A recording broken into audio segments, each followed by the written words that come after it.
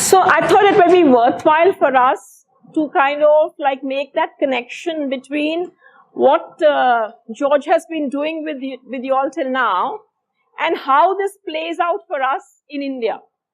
I mean, the idea of the entire GYAN program is to try to work out this, transnationally as well as transdisciplinary as to how we need to be looking at these whole, these questions that we are addressing in the whole realm of, he's doing the history of oppression, and he kind of did these three major concepts with you.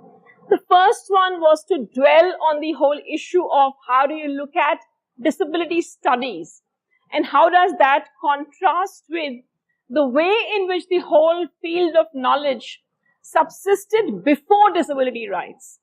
You know, when you talk about the factor of rehabilitation, you speak in terms of special education, you speak in terms of the fact where you look at disability almost in this very objectified manner, where disability, the phenomena of disability or the whole area of impairment is something out there. And you are looking at it and saying how it can be fixed. What is it that, it's more like a kind of, when you make something an object, you examine it and you see what is deficient or otherwise in it.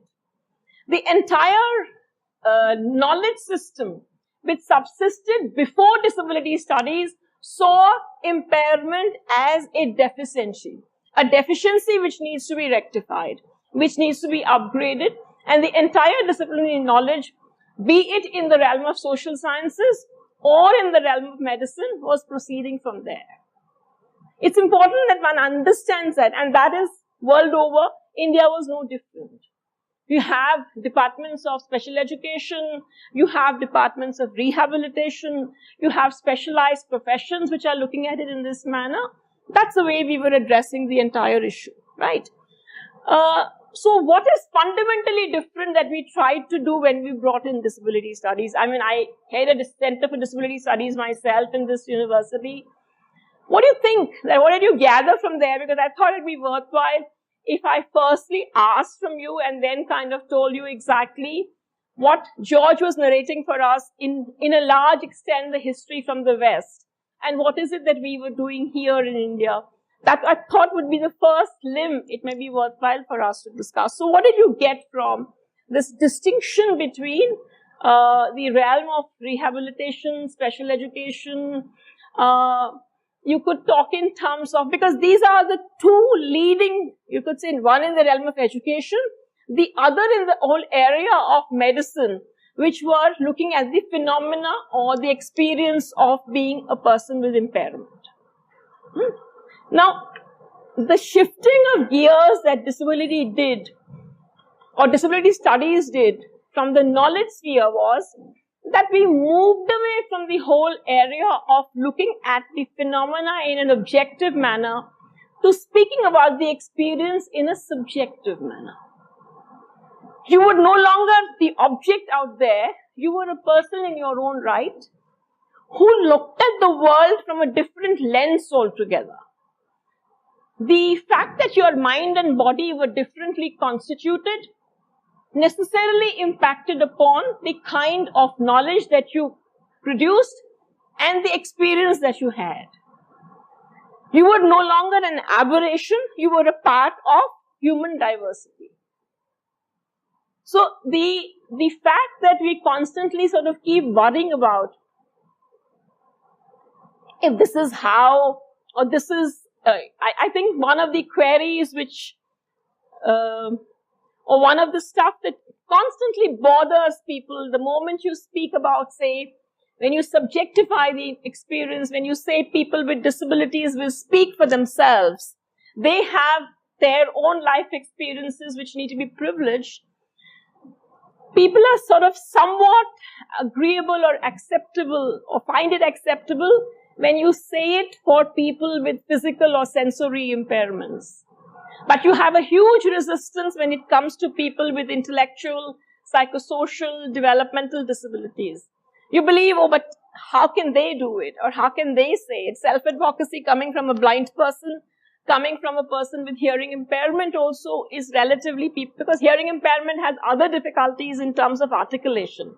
But find it easier to use it for wheelchair users, for blind people, for physical sensory disabilities, people find it relatively acceptable. But you find it way, way more difficult to understand and accept when it comes to people with intellectual mental disabilities. But the most dramatic part as far as disability studies goes is the fact that you started to give this assertion of that I see the world from a perspective which is distinct and different from yours maybe, but its authenticity cannot be in any which way doubted. The fact that I have a mind which is wired differently, the fact that my way or my time to process things takes longer is no reason to be denying me the whole business of how I am going to be experiencing life or taking decisions or sort of asking for decisions to be made for me. Now, this is at the heart of, and the oppression comes from the fact of, and why George is putting this within the whole history of oppression is primarily the oppression comes from the fact that you deny the authenticity of that experience. You deny the subjectivity to that experience. You see it from your own objective lens and hence say that if you are a person, quote unquote, from a law perspective of unsound mind, then you can't be a person who could possibly be a spokesperson for yourself. You cannot possibly be somebody who can make decisions for yourself. You cannot possibly be somebody who can forge relationships. So your incapacity to contract that a lot of you know about, which is a very integral part of what we have in our laws, the kind of disqualifications we put out for people to get married, the sort of things that you put in like you pick up literally any law, we could say for us at least, and I think it may hold good for, though you come in from a civil law country, it's for us as a common law country, a lot of those disqualifications come as much in legislation, come as much in judicial decisions as they come in legislation. Whereas Hungary, being a civil law country, a lot of those disqualifications find a place in their code and proceed from there. It's like the legislative exclusion has a greater dominance than the adjudicatory decision making. But I just want that it's important somewhere for you to internalize that when you are saying that we are looking at these issues from the standpoint of disability studies, what you are doing is that you are putting the person with disability somewhere at the center of that discourse and saying this person's experience, the knowledge emanating from that experience has a validity and an authenticity which has to be respected. On the other hand, whatever went before, when you looked at the realm of whether it, the whole area of special education, rehabilitation, you were primarily saying that you are deficient in some manner and we can help you to cope up with and remove or address that deficiency and upgrade it. So, scholastically, from a knowledge standpoint, from trying to understand, it's like if I say to you that how do you perceive the whole phenomena of education as a student? When you are looking at an area, when you are thinking about an issue from there, and I am sort of transacting it from here, is there some kind of a difference in the whole learning process or the knowledge creation process? The whole banking method of education, the fact that I'm saying to you that, oh, you don't really know anything, and I am going to deposit this knowledge in you, and as a result of which you're going to get upgraded, because you can't possibly know anything. You are these empty vessels in which I have to pour whatever I have to pour, and after which you become filled kind of creatures and then, become whole. Or if I talk with you saying, Let us think about this together. How is it that you experience this issue or think about it? And how do I? And can we create a third thing together? Is there something which comes in for learning on an issue as a student with full agency and as a teacher who's in interaction with you? Do we create something which is empowering, or is it, or at least liberating? And or is why is it that the first way of saying, chup, I am telling you this is it and this is how it is. You can't possibly ask me any questions. Is it oppressive? I'm deliberately sort of, putting it out to you as your own experiences as to what is it that is oppressive about being objectified, being seen as somebody who has to be fixed. We do it as much in education. We sort of very often will land up making it like students don't really have too much to contribute into the whole knowledge-making process. They are only passive recipients, people whom we have to somehow or the other mold and fix. Anybody has anything to say? George, if you had something to... Fair enough, yeah. I understand what we did. I understand what we did in the last two classes as well, and actually, sir showed us a video how the idea of self-advocacy works. My perspective, my overview, it doesn't have this sort of aberration.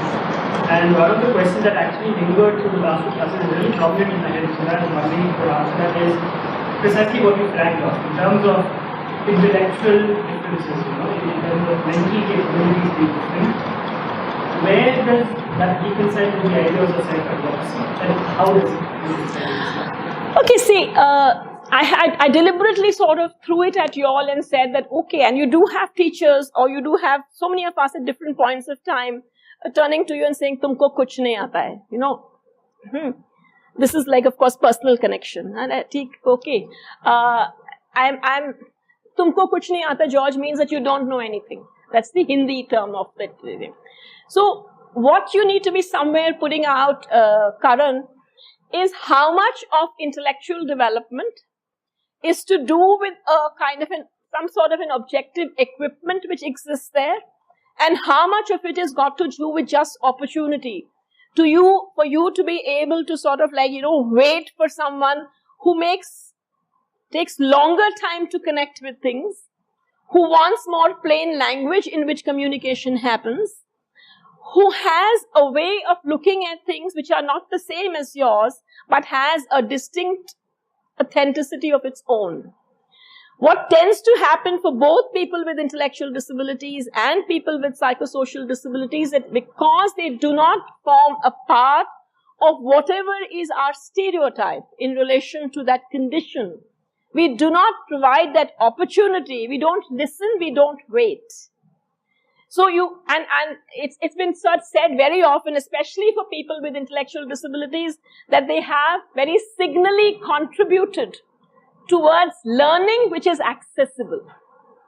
The moment you start to use plain language, I know I as a teacher have been on this continually charged by the fact that I use these what they call heavy words, big words, which then we have to consult the dictionary to understand what she's saying.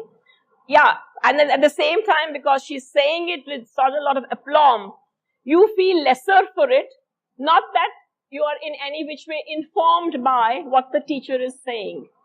And this was a charge which was amongst the feedback I had long years ago got as a teacher. If I just extend that to the whole business of, and I'm telling you because I feel it's important to share. So what I did was, I said, I am not going to stop using big words, because I genuinely do think that my students don't have to get out of the class the way they came in. So they need to learn something more than what they had. But the complaint of the students had a veracity, it's a much bigger word, has a truth in it, had an honesty in it which I cannot deny.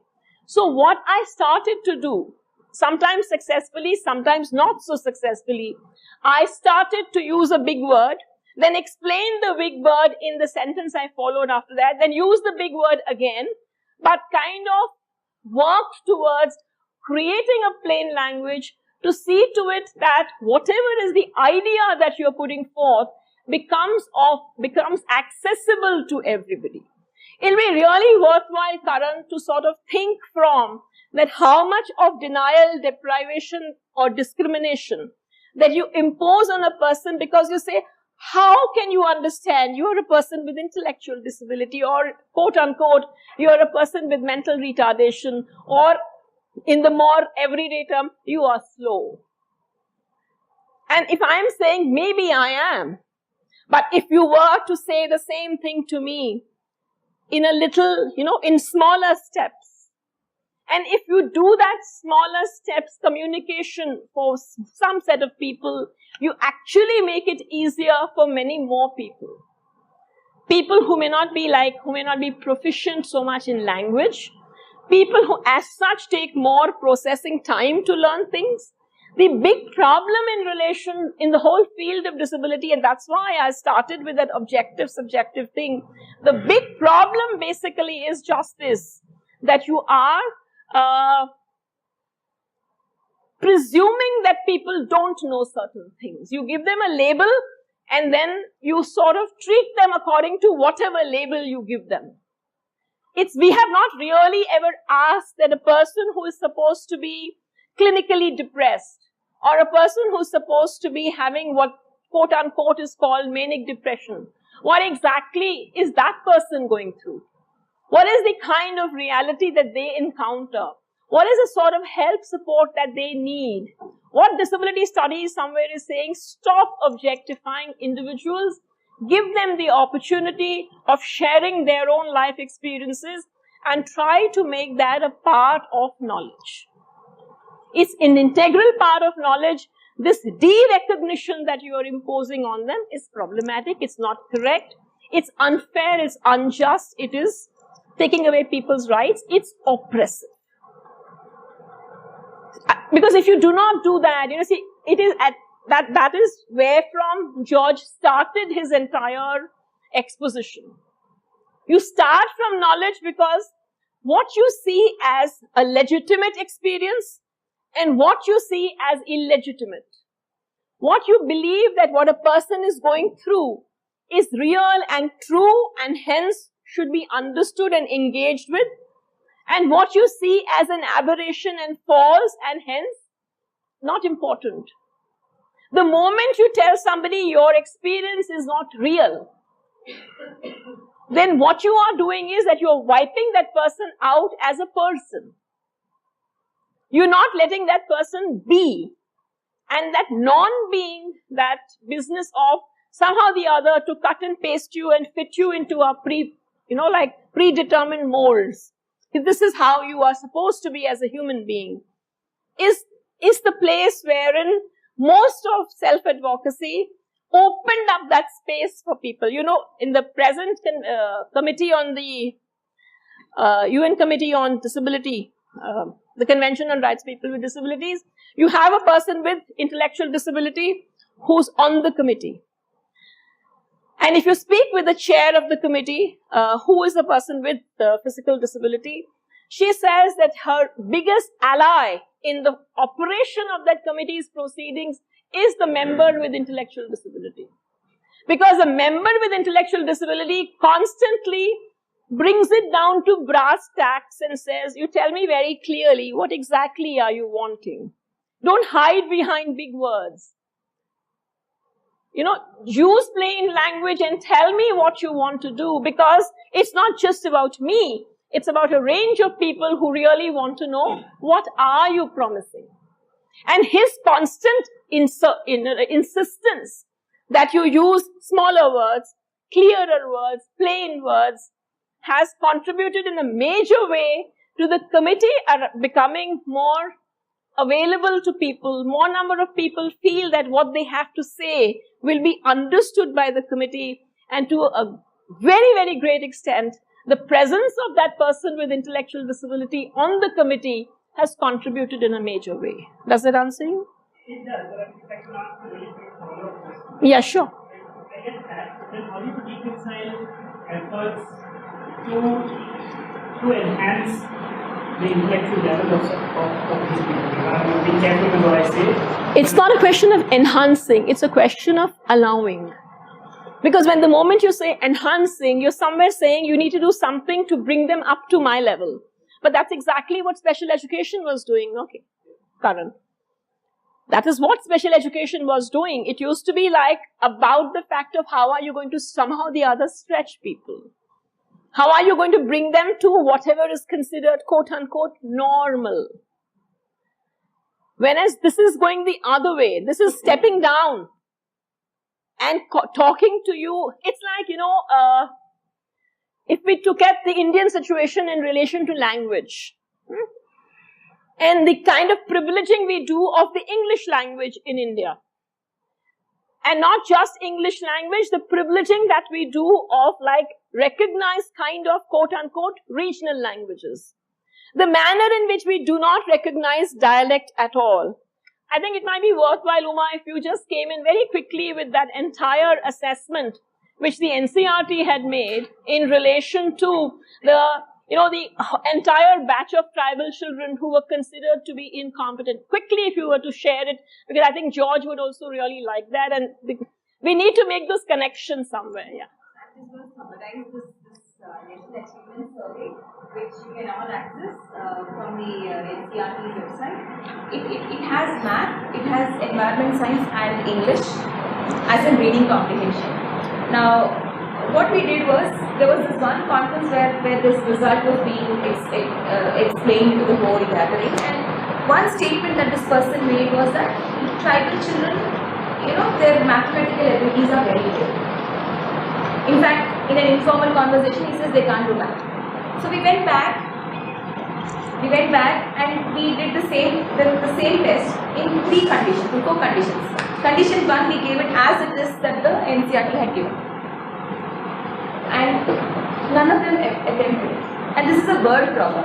Something like it's a bag, cost of a bag plus the cost of a slave to be added and given in a word problem.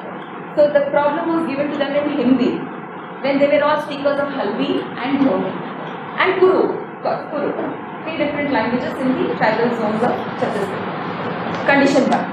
So we had no responses. We gave half an hour for that one problem. There were 15, but they half an hour for that one problem. No response. Condition 2, we said, fine, let's do one thing. Let's remove Hindi and write the script again, but then in Gondi or in Halbi or in Kuru. So you have the word problem being told to them in their own language. They still didn't respond. They simply gave back the empty scripts. Then we said, fine, let's do one thing. Let's give only the digits. 250 plus 39. Are they able to do that? In a group of 30, 27 of them got the right answer.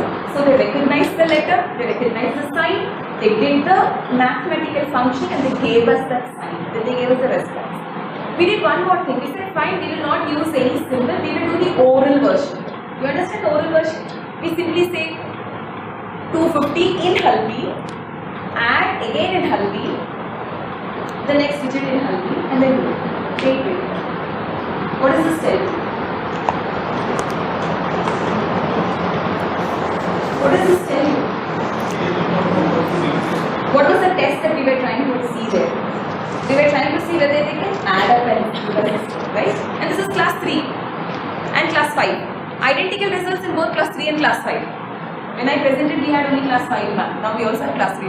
Identical results in 3 and 5. So we are testing something, but we are presenting the test in a different way, and we want to show that they are not able to do it. So if I take that further, it's like to say that if this is a way in which people with different kinds of, the way in which your mind is wired, you are used to doing in a certain kind of a way, you don't give me the test or you don't speak with me in the manner in which I can speak. You insist that I have to speak like, you have to speak like I speak, and only then would you be considered to be whatever. And to a large extent, this is the very fundamental, and it is oppressive. It is oppressive because whoever are the people who are calling the shots, they are the ones who are saying everyone else who is subject to it, who is in the subordinate position, who is in the minority position, because people with intellectual disability, fortunately or otherwise, are, or unfortunately or otherwise, are not really in that majority position. Because they are not, the rest of us, the manner in which we do things is what we are saying is the norm. You transpose that to the example which Uma gave you. It's about the fact that those particular tribal dialects are not even recognized as language. Hence, you insist that they should be educated in the language they don't know. And whilst educating them in the language they don't know, we are insisting and we are saying these are people who will never learn mathematics. They don't know arithmetic. She got a virtually 100% kind of a score the moment that same exercise was done in language, through material, through methods which were familiar to them. They were able to do this. They actually sort of like counted on their fingers and added up to and said, this is it. And way faster than the script work. Yeah. So it's an extremely, I think that's the kind of connection we are hoping we will make when we speak in terms of the history of oppression. That history of oppression is not some universal kind of history. Evidently, there would be many, many local histories that you feed into for you to understand how and where the oppression is happening. Did we get you this time? Because I'll just make one kind of a summatory comment, Karan, which you might, it is like, it's to the so-called oppressor, which is where we'll have to put ourselves. It's a real punch in the stomach that you realize that you are diagnosing, categorizing a whole range of other people because they don't meet up to what you see as your standard. Possibly on their standards, you're really, really deficient because you're constantly trying to teach things or do things which doesn't interest me at all, and I'm not bothered. If I am a teacher, then I should be bothered to find out what interests you. How will you understand? Which of the particular ways in which I did things, which one hit home? Which is the one which you felt, oh my God, I learned something from that one. This kind of helps me, that one doesn't. I don't know whether there was I do this thing, George, in the very first class when we study. I kind of try to work out, it's a very, very ham-handed use of various multiple intelligences, but you do try to find out exactly how many people learn from the lecture method, how many people learn from doing things, how many people are, better off with a visual kind of a representation and proceed from there. When you speak in terms of varied intelligences and who is good in what, you automatically start to accept, whereas we operate on very standardized kinds of ways of learning and teaching, and then whoever doesn't fulfill the dominant norm, we say is deficient, is incompetent, is impaired, is slow, is a person with intellectual disability. That's a certain route that we travel on a constant kind of basis. So that was the thrust of what came in for the first lecture, and I'm just wanting to sort of give you the connection as to how much of that is as much practiced in our country. We do it, I gave you all the language example. And language for us plays out in several sorts of ways. Okay, the tribal dialects is at one extreme.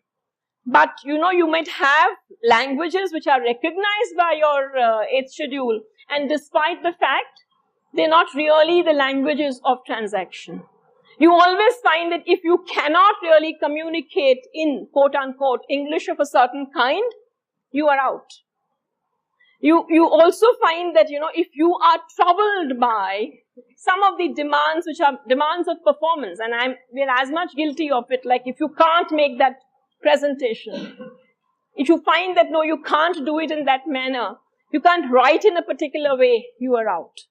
So how many of those would have resonances with your own personal experiences and the kinds of examples that you may have before you. I just thought that Uma's example was on all fours and it gels very neatly with what we are discussing, so we did that as the first, right? The second thing that you are, and that I'm hoping would resonate with you, because I kind of told you, oh no, they teach it, we study in Law and Poverty the faces of oppression, Irish Young's faces of oppression, and we do it in poverty, all right, you know. And necessarily like a very proud poverty law teacher, I just sort of came for 2 minutes and said, oh, no, we do it in the poverty law course. It's a different thing that nobody may have remembered anything of the course or of the faces of oppression. But the teacher was very proud and she said so, you know, sort of things.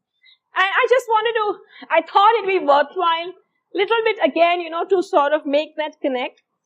Go to the models and then I'll hand it back to George, because I just wanted that some of the things which you are, which he's putting out to you, must make a kind of a worldview, and a worldview which resonates with our background.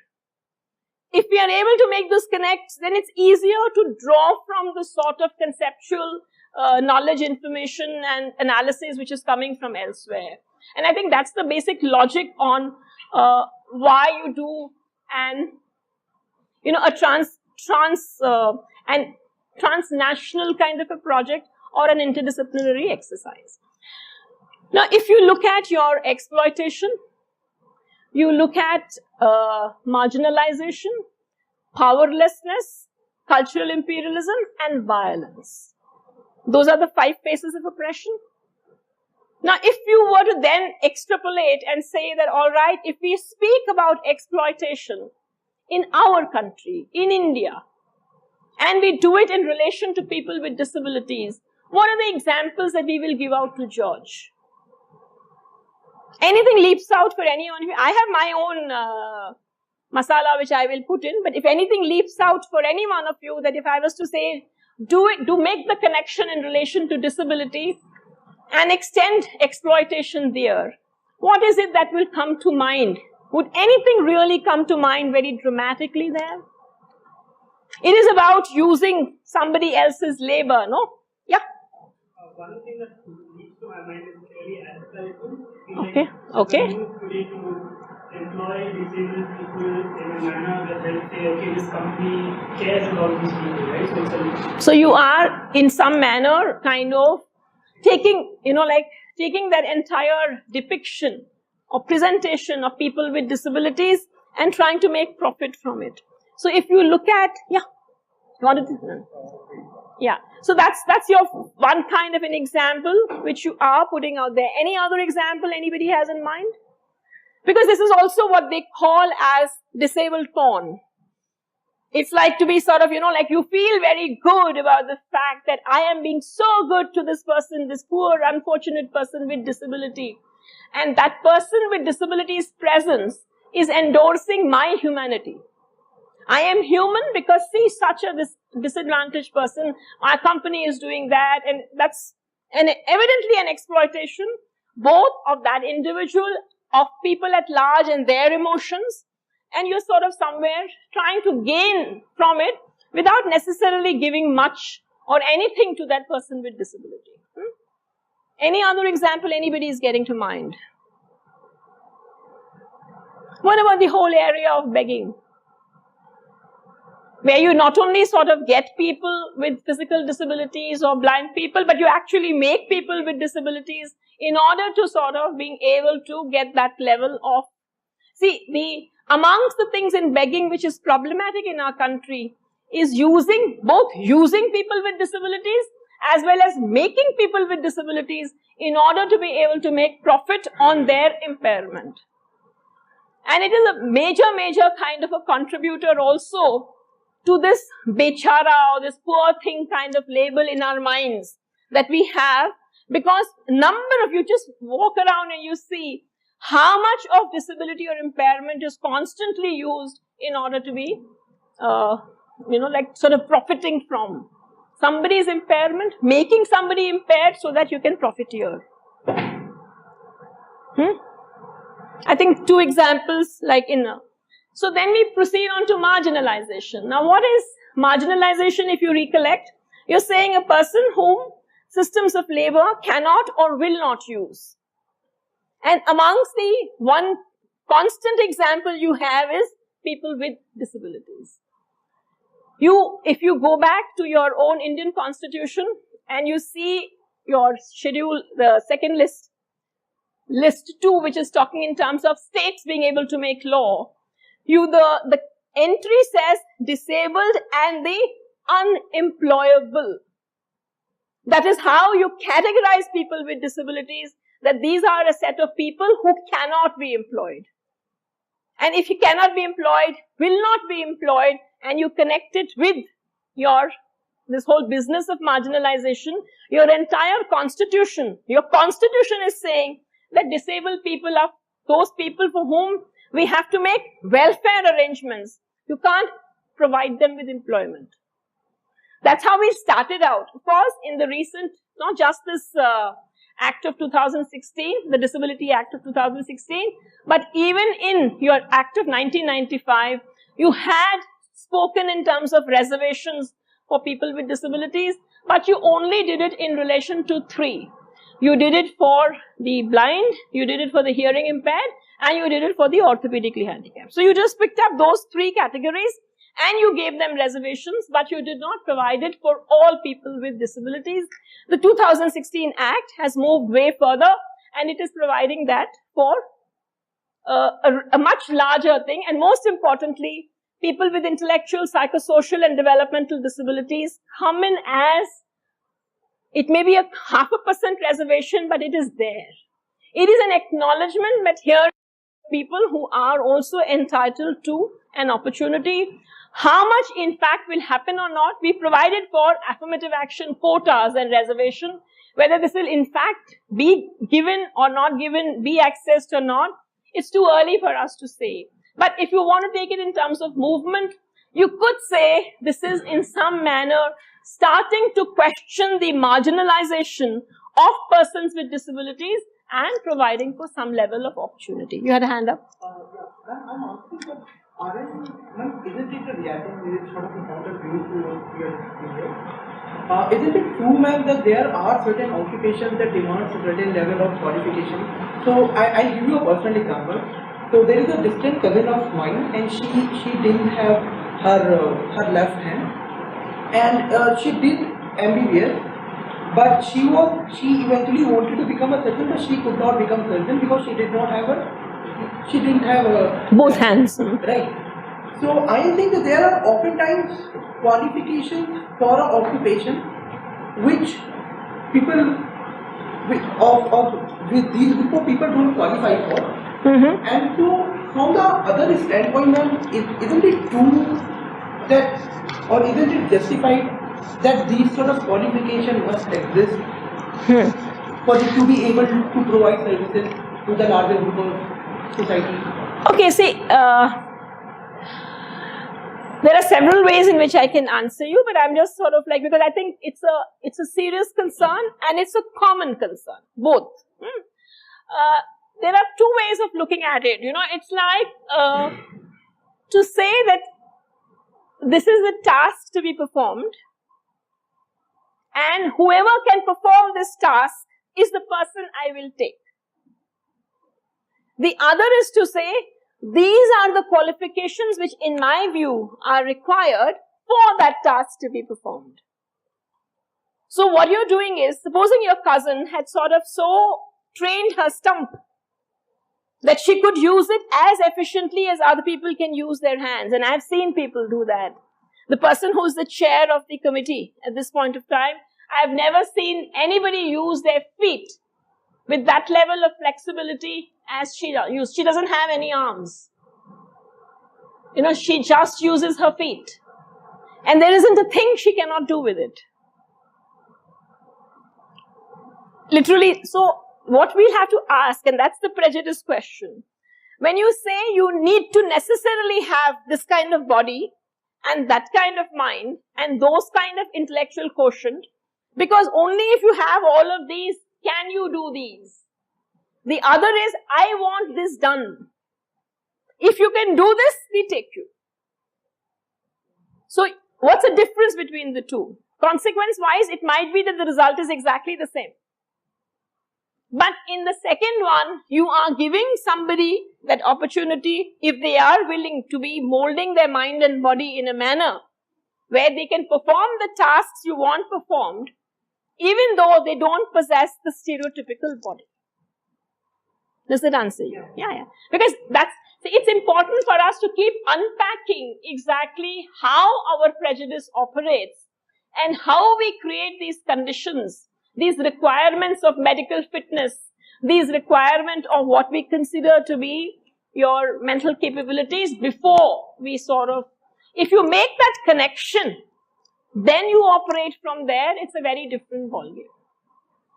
And this is about, see, why it is difficult, why disability, otherwise people feel, yeah, I know Professor Dhanda is very passionate about it and all that. So once in a while, when I want to make her happy, I just talk about people with disabilities also. I think it's very important to think like that, because right now immediately I recollected that one moment when we had this one student, one kid who in a very big school here, it's a very big school, and this teacher kept saying this kid cannot read, he cannot read, and she actually sent the kid to the counselor there, and then the counselor giving conversation says, this kid has a problem with dyslexia. Ability to read is the basic one. But throughout the interactions with the kid, I've seen him in the class, he keeps saying, you tell me, I will listen. Why do you want me to read? Why don't you tell me and listen? You give me the math problem, I will listen to it in English. You give the math in English, in Hindi, I will listen, I will do it. You tell me the story, the textbook has, the English textbook, the science textbook, they have text, right? Or this is a big problem because we said the kid has to read and grasp it. Why can't we create an audio file and give it to this fellow to read, listen to it? Look, when we're doing it, I mean, especially with people who have partial vision, we don't give them written text, right? We give them audio files. So if we're able to do it with them, why do we have to demand this little fellow, class 4 fellow, read and catch the story when he can listen and do the same thing? We've seen that Tare Zameen Par, that Amir Khan movie where he's got a person with learning disability as the central protagonist. But primarily, see, I'm only sort of wanting you all to appreciate all that we've done in the last 3 days, just from this standpoint that what you're being asked to question is how much of that stereotype rules in the manner in which you sort of like look at people, the kind of opportunities you give them, and the kind of opportunities you think they deserve.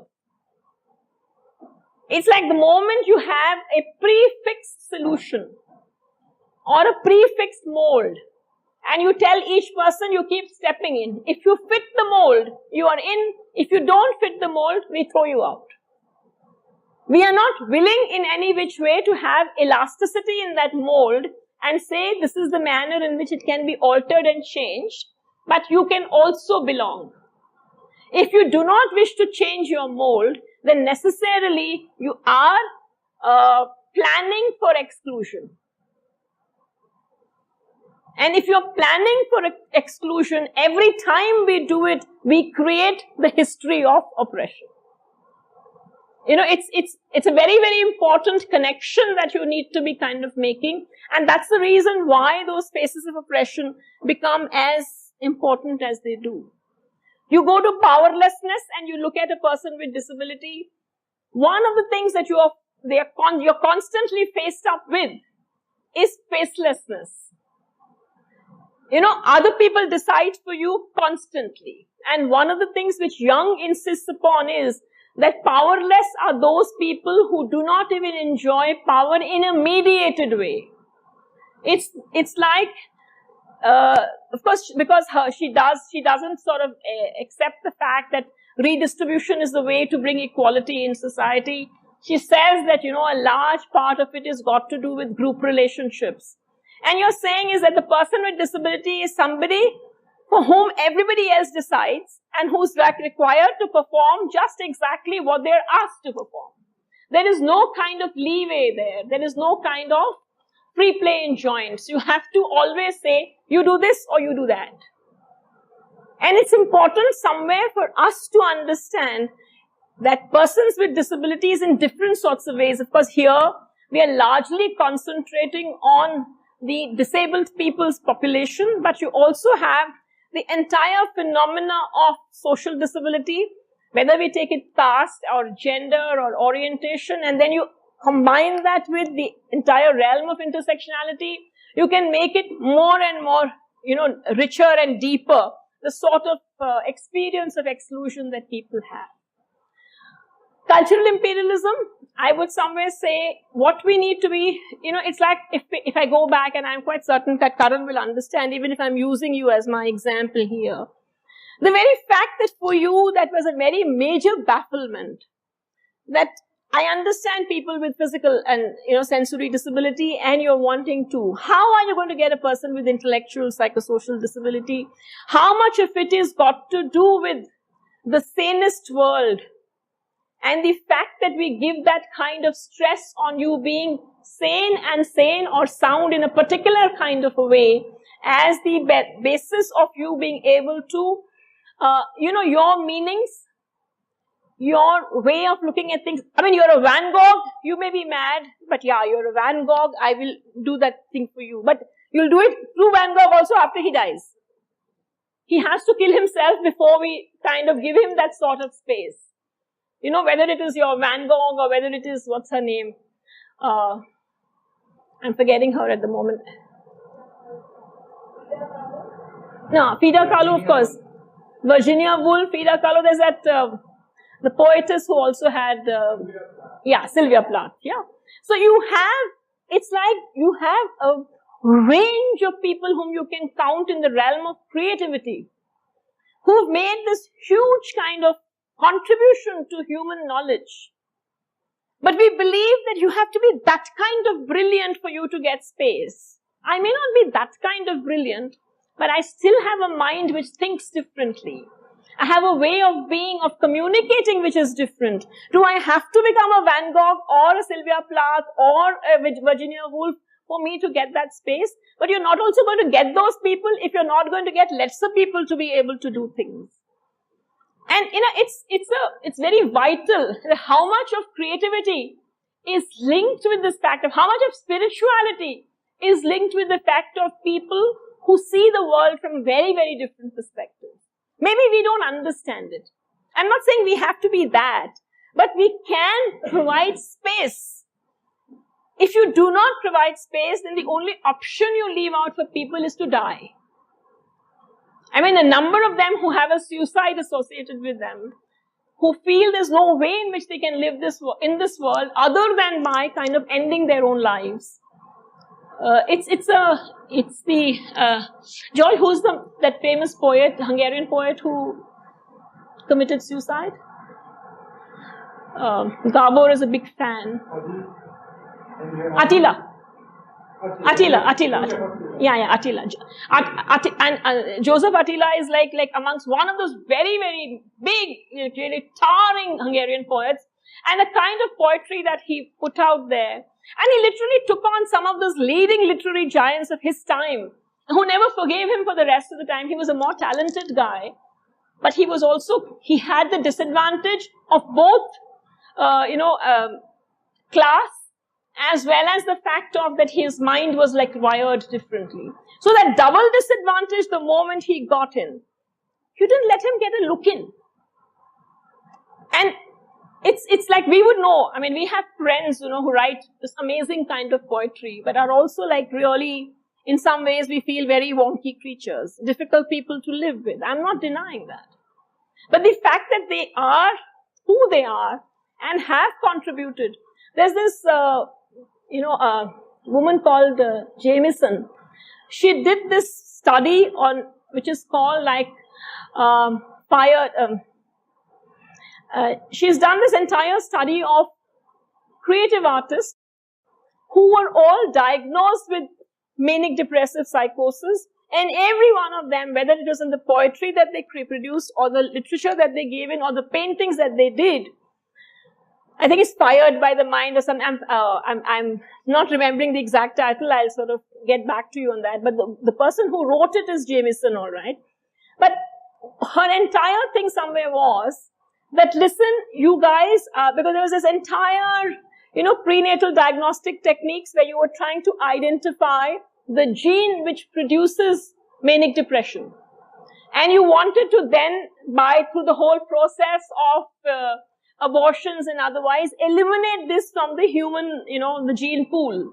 And her point was that when you're eliminating this gene of so-called manic depression, just watch out, you may also be eliminating the gene of creativity. But my only objection to her argument is, it's in some manner an instrumental argument. It's instrumental in the sense of that if I am that kind of creative, then I have a right to live. If I am not, then I don't. And I think that is the thing that we need to be reckoning with. When we start interacting with people who are very, very different from us, what is the kind of space that you're providing for that difference? And how much of an oppression are you unleashing on that is, I think, extremely critical in how you look at this whole phenomena of cultural imperialism. Because cultural imperialism, if you recollect Nancy Fraser's point, she starts out with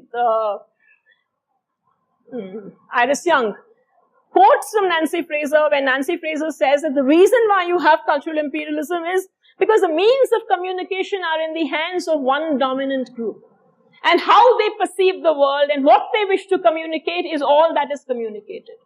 So if you are not going to communicate that people who may have a diagnosis have a way of seeing beyond some things, have a certain intuitive way of looking at other people, and are able to make connections which other people may not be able to make. But you only, every time half of your Hindi movies and your other cinema, like when you're depicting madness, you're depicting madness as that raving kind of mad, like, okay, the naked lunatic, the dangerous lunatic. That's the only way in which you are. And each time you present it in that manner, how much of pain that is felt by another body of our fellow beings we eliminate out is something that we need to worry about. And that's why it is cultural imperialism, because you're saying that if you feel this kind of pain, this is not legit pain. We just have to sort of etherize it. We have to kind of give you the sort of painkillers by which that pain has to be thrown out. The fact that a lot of that pain and that connection between the manic phase of manic depression is also the creative phase, and hence a lot of people with so-called that diagnosis would much rather go through that manic phase, because if not able to create, what's left of me? So if I have to decide what makes my life worth living, then that decision evidently needs to come from the person whose life it is, no? The fact that I have a different kind of life, not the sort of model that you are, doesn't mean that I don't have a right to live. If we decide that this particular individual's life is not worth living, I mean, with passive euthanasia coming in our country, we need to worry at several kinds of levels as what is the kind of life we will consider worth or not worth living. So I mean, that is the connection that I want you to think about in terms of, and I'm just trying to make up the Indian examples and complete that thing on that when you're extending it to people with disabilities, what does cultural imperialism as such mean? The last one is violence. I suppose violence, if you recollect again Young's articulation, she sort of says it's a way of disciplining people. You get that person to expect that if they are slapped around, it's a kind of a fear in which the person has to constantly live, that is the manner in which they could be treated by just about anybody.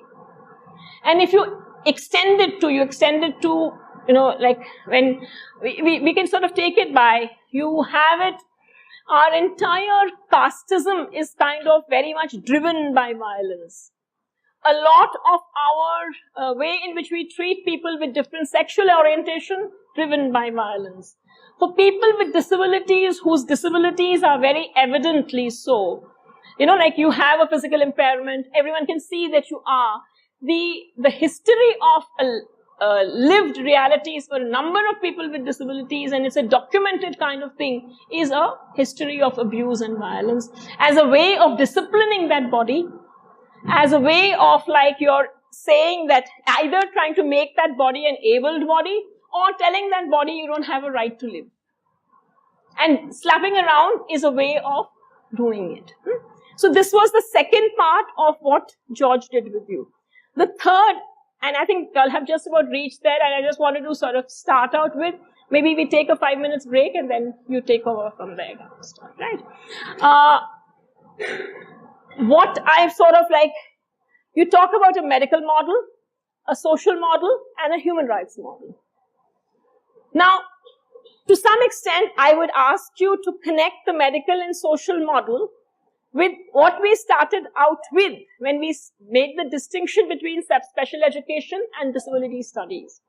At one level, what you are doing in the medical model is you are saying that there is something wrong, and that something wrong is in the individual body.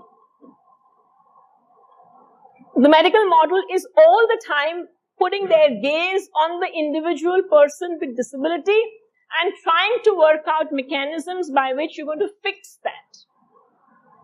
That person has to be fixed in whatever way, like this insistence on, say, for people with hearing impairment, when you speak about, what are they called?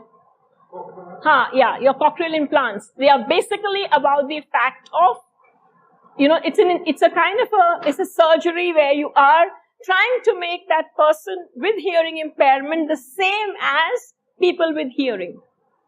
If you recollect that very famous Hollywood movie wherein you had this, the central protagonist was played by a woman with hearing impairment, and there is this constant kind of pushing her towards what was the name of that movie that I'm not recollecting? Does anyone who remember? I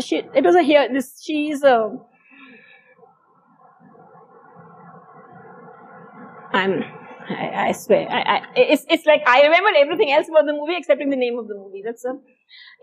Anyway, she's the central protagonist who's a person with hearing impairment, and the hero is a person who's kind of like has both speech and hearing. And he is a therapist.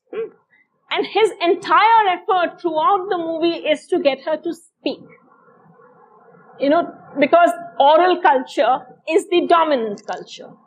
Whereas for people with hearing impairment, the deaf culture and the fact of communicating through signs is the way in which you communicate. And he kind of keeps pushing her to sort of, speak. And there's this one place where she does speak in a very guttural kind of a voice, because that's how her voice cords have been trained to be able to speak. And she sort of like, she lashes out at him to say that, what is this? If you so-called love me, then why can't you love me as I am? Why do you want me to become like you? Why could you not learn sign language and communicate from there? It's not like you could not have done it. You remember the movie? No, Black is the Hindi movie. Black is a Hindi movie. There's a Hollywood movie I'm talking about. It'll come. We'll Google it, it'll come out with it sometime. Things and all. So it's what I'm only trying to distinguish for you the fact that the entire medical way of looking at impairment is about how do you fix it. And the movie was in some manner trying to see that if you can't speak as a person, because if you're hearing impaired, the reason why you can't speak is primarily because you learn from hearing, but you can have a proper oral culture and you listen by lip reading. But you virtually, like you belong to everybody else and you're made to belong, but to that extent you're also made to be untrue to yourself. That this is not what you fully are. And the fact that you can communicate, and actually sign language to that extent is much more the universal language, in the sense whenever we go to places where we don't know the language, we all like, get back to science and try to explain to people what we want and what we need. That's the way. So the entire medical model is about the fact of that here is this deficient person who has to be fixed. The social model, what it did was, it started to look at the world around and said, you have made a world for the majority and for the dominant. And this person is a misfit because you did not in any which way accommodate that. It's like if we make our buildings and we make a ramp and we make a, like steps and we sort of have it all marked for blind people and we kind of recognize the diversity which is there and your entire architectural space is made in that manner. Large number of people, irrespective of what their so-called impairment is, can be coping and moving around very independently. But if we don't do it, today I had this representation coming in because I have two blind persons in my class who said that, listen, they are having the difficulty of moving around and they're standing helplessly in corners waiting for somebody to take them from this place to that place because you have not really marked the university. If those markings are not there, the person doesn't know where he could, because though they're not huge heights, you could sort of just, otherwise his stick will tell him that where he cannot go and where he can go. Have you really made he is having this sort of difficulties with his impairment, not because of the impairment, but because society has not constructed the world including people with impairments. You've constructed the world excluding people with impairments. And as a result of which, the disability is coming in because of social choices, social policy, not because of what is inherently there in the individual. Now, the difficulty that you have then with the social model is you virtually, the kind of accommodations that people require by reason of the fact that my mind and body is different, and the sort of sometimes even assistance in terms of medical help that you might require because your mind and body is different, the social model almost tends to negate the presence of those difficulties. Again, very inclusionary. You're making me pretend like my mind body being different. I have needs which are different and they need to be as much. I must have as much access to them as non-disabled people have to whatever they require and need. And that's the kind of fusion, you could say, has been done by the human rights model. The human rights model is somewhere allowing for, that the entitlements of growth and development, the kinds of aspirations that every human has, needs to be available to all. You can't possibly be saying that you will get them if you are a particular kind of mind and body, and you will not get them if you are not that. You are somewhere saying that human diversity requires us to celebrate that diversity, provide space for that level of diversity. We can't possibly say, only if you come in the prototypical model that we have for humans, will you be considered to be human, otherwise not. So the human rights model is in that manner providing full space to all manner of diversity, including diversity which comes in from people with disabilities, to say that yes, that is the range at which human beings have been created. And we need to be celebrating that diversity. We need to be providing opportunity to all and proceed from. And that's my last set of sentences, because the entire exposition today was to come to make that link between the normative models, what we have done as such in India, how does it speak to us, and continually keep doing that, because otherwise, see, if you do not customize, and that's not something that the speaker can do for us, that's only something we can do with the speaker, to share and say, this is what it means to us. We have dominantly followed the medical model in India. If you look at, especially in law, you look at the way in which you determine who's a person with disability, who's not, who's a blind person, who's a person with low vision, who's a person with hearing impairment. You would constantly find these various kinds of technical tests being incorporated within the law, and that's how you determine whether you are or you are not a person with disability, whether you're entitled to certain things or you're not entitled to them. To some extent, the social model, to some extent, you could say, has come with some acceptance of norms of reasonable accommodation, some extent to the fact that, you started to look a little more closely at the way you're constructing the world. But if I had to speak in terms of a dominant perspective in India, I would still say it is the medical model, it's not the other.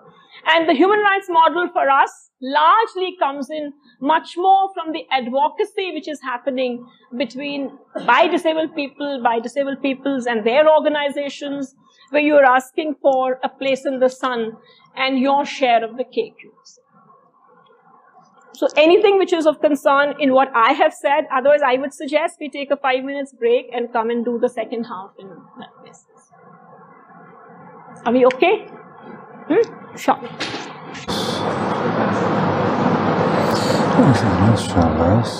Yes, okay.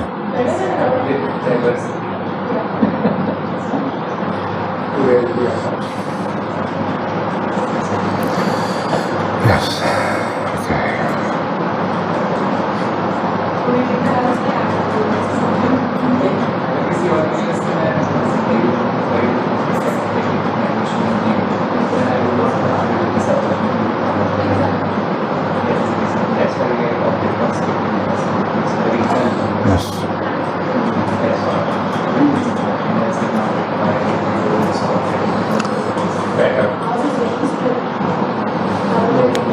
Yes. Thank you.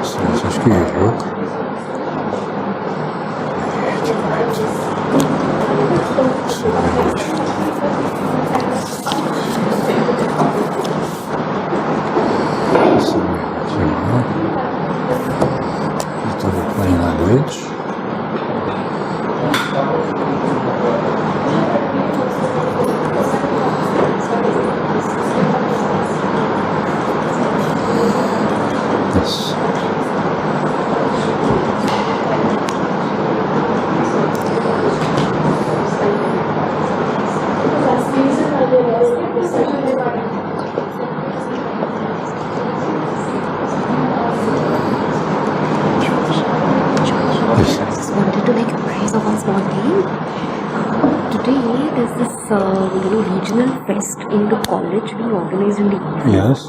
So many of the students might have just gone away to, Yes.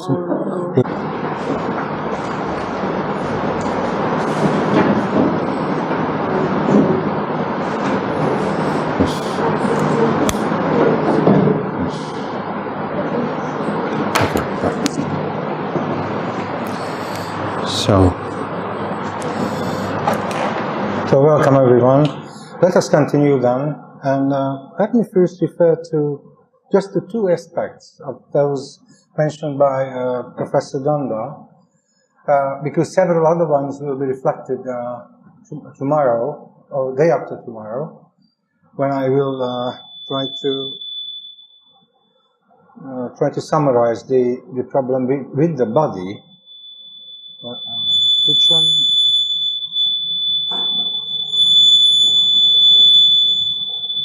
I'm afraid I'm overarmed. Okay. Right. Thank you.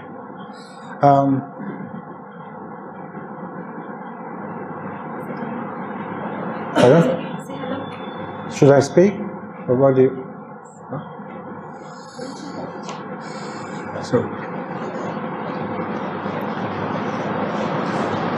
Yes. So just to refer to two different things. That one of them, those is the plain language.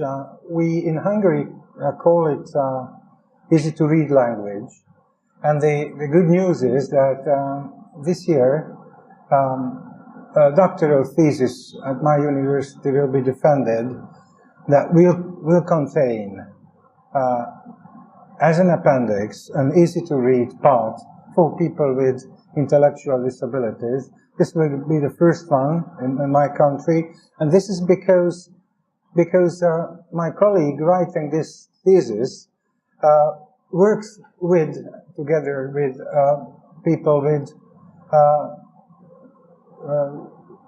high support needs.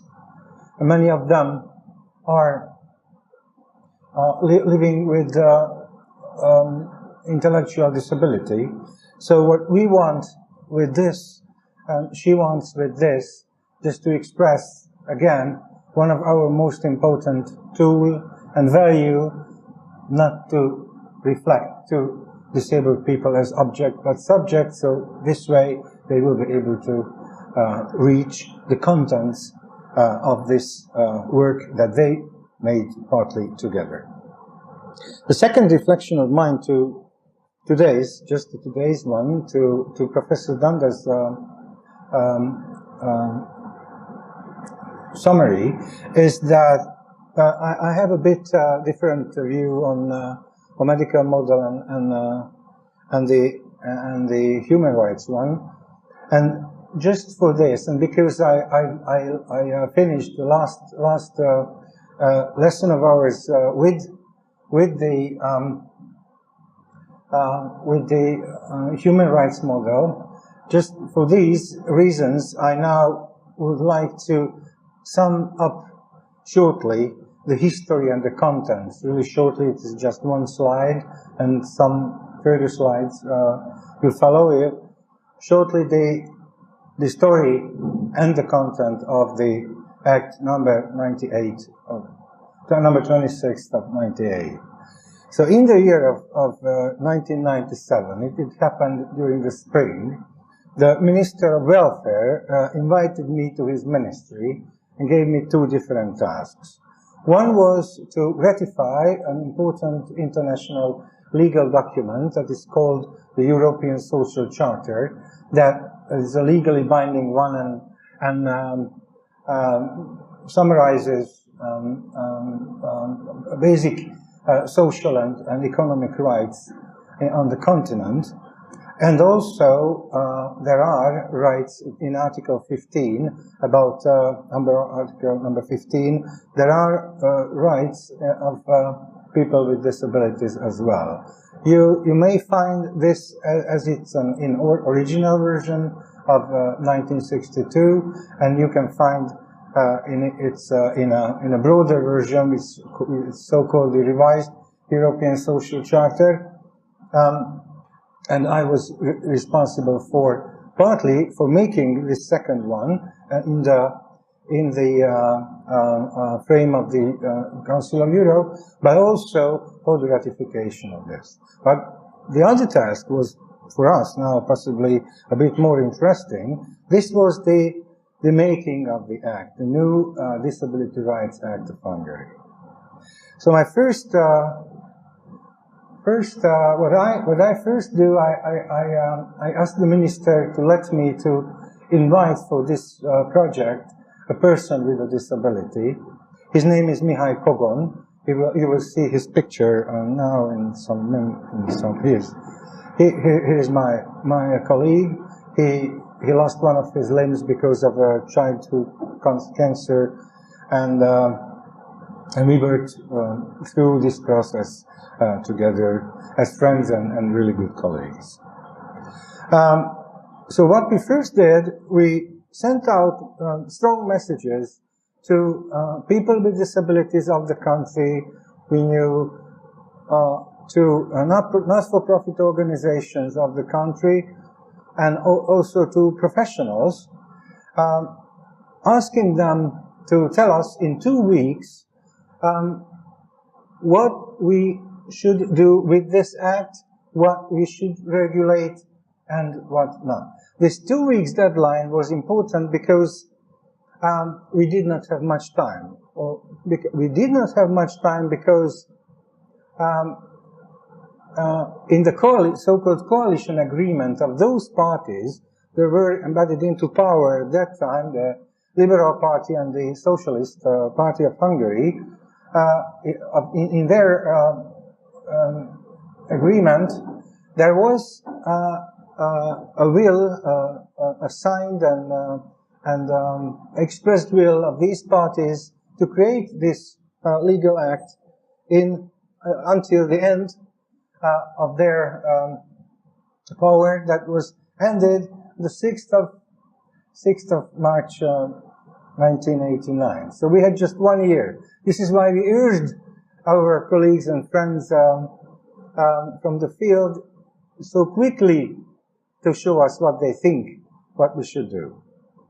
But secondly, we asked them to do the same on a bit longer and more detailed way to show us in a written manner what and how they would like to see in this act. So, and we got approximately 100 answers. And the bureaucracy of the ministry was really astonished how it can happen that these two guys just write some letters and got one and read it back.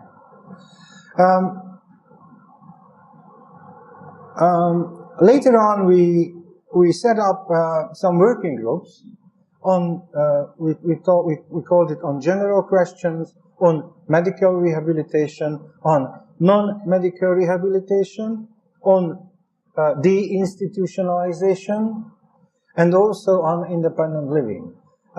You can find out that for me and for my colleague Mr. Cabron, these two last ones were the most important ones, but we knew that we have to work with doctors as well, and we do not want to make them become our enemies. So this is why, and of course because of the lives and rehabilitation of people with disabilities, the other fields were also important. In each and every of these groups, there were people with disabilities themselves represented, and also mothers and fathers of people with disabilities in the institutionalization working group. And this working group came out with their opinion in 2 months, and afterwards, and in the meantime, we have written what we call green paper. Do you use this term in? Yes, yeah.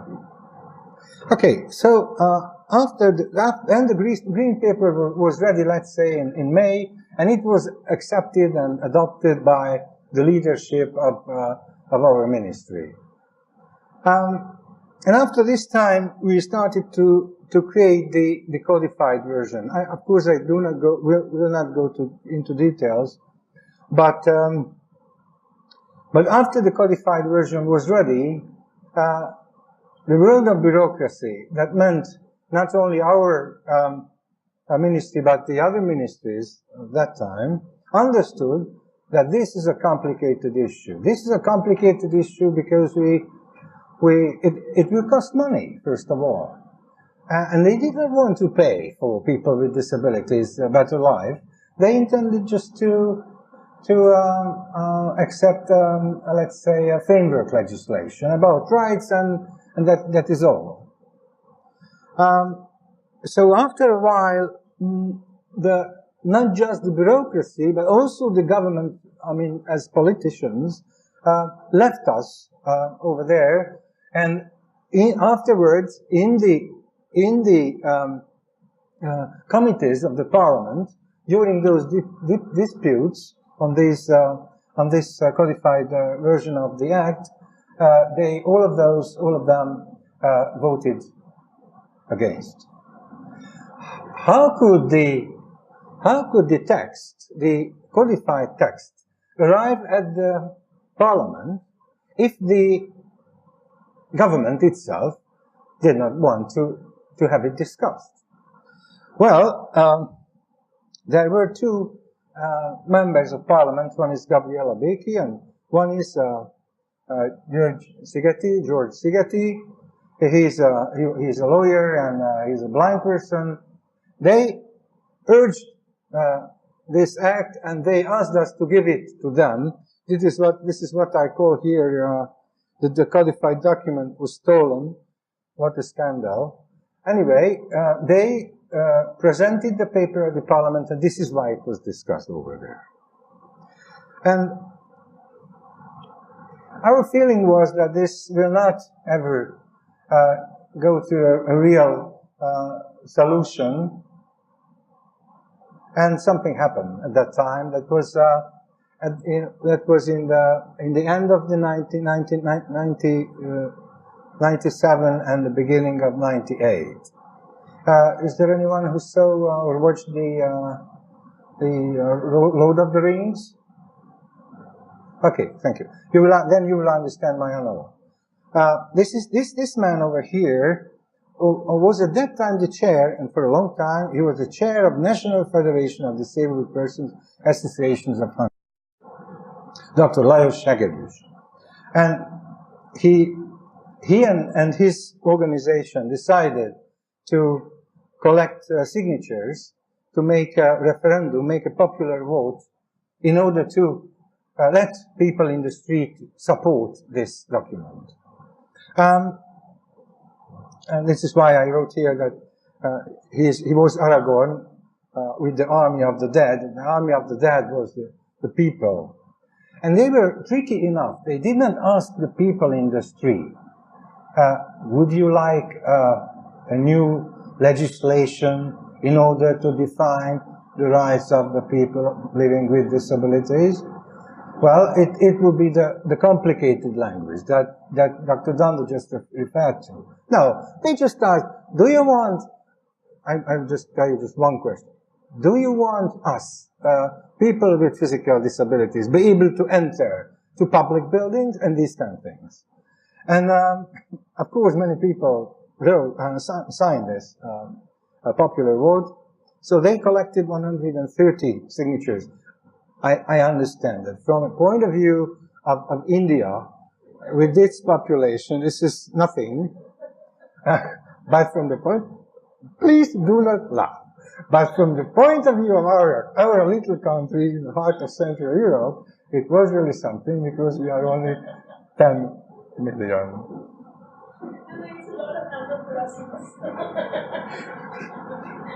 Thank you. So, well, what happened, that the last day of the working of the Parliament, the 16th of March, 1998, the Act was adopted, enacted, 316 MP voted for, 0 against and 0 abstentions. Let me turn to the contents just really very shortly. But just before this, please stop for a while. What I try to emphasize with this example is that, in my view, the human rights model, if you concentrate on the legal solution mostly, will be not enough. You must combine it with the changes and changing of the society, changing of the world around us, to let it become a world for all of us. This is what was served by those popular votes. And I had, there's one more question, because you had here Professor Gombos. He criticized that 1989 paper from the point of its medical definition of disability. Because let me confess, I myself did the same as Indian legislators did. I forgot about, in the definition, I forgot about the social model. I could explain this, but I think it is not really important from our course here. But the Act itself, as a whole, was in favor of the social model and also the human rights model. From this point of view, it was really similar to the CRPD. because, however, his definition was a medical-like one. But, for instance, its last part was about accessibility of, let's say, of the whole country, public buildings, public transportation, and so on. And it clearly said deadlines for that. And that was something those politicians and bureaucrats got afraid of. Because they realized that would really mean a lot of money. This is just some words about the definition. Let me show you how I was thinking about the whole legal text. I used the space shuttle or Sputnik analog. I said to myself that this paper consists of at least three important and different parts. One is the heart of the act is the human rights. We meant by this the declaration of the rights, of equal rights of people with disabilities, and also we intended to open the gate of ban of discrimination on the way, as Professor Dhanda referred to a bit earlier, on the way as case law countries like yours do. And it is strange. It is a bit strange even today, because in my mind, I had a feeling, I had a thought.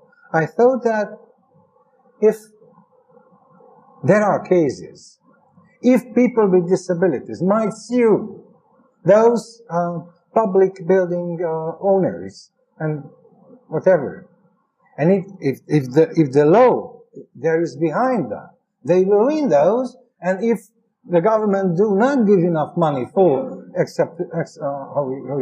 accessibility, then this will be done automatically via this tool. I hope you understand, you got my point. This is why I thought that, like in a, put here a picture of it, like in a space shuttle, there is the space shuttle itself, this was the human rights part, and there are other parts, those are full of fuel, those will get burned during the journey. I thought that if all get lost, if everything lost, the heart of the heart of the act should arrive and should be adopted, and those other parts, like for instance creation, the system of complex rehabilitation in Hungary, and also what we call the disability benefit, which means a certain sum for people with disabilities on the ground that they live with extra costs in their lives. So this was in my mind. Well, at the end, the whole shuttle arrived, but there were other problems with the everyday life working of all of this. I think yeah.